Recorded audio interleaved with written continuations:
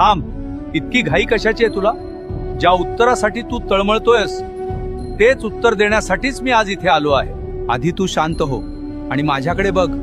तुला फक्त तुझे रिकामे हात दिसले, पण त्या रिकाम्या हातांनी जेव्हा जेव्हा तू माझ्या पायरीला स्पर्श केलास तेव्हा तुझ्या नशिबातले कितीतरी काटे मी उपसून काढले. हे तुला दिसलं नाही.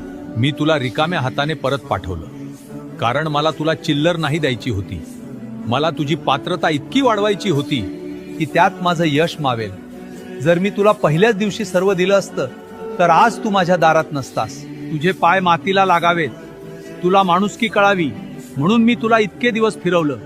पण आता तुझी परीक्षा संपली आहे, कारण आता मी जे देणार आहे ना ते सावरताना तुझे हे 2 हात सुद्धा अपुरे पडतील.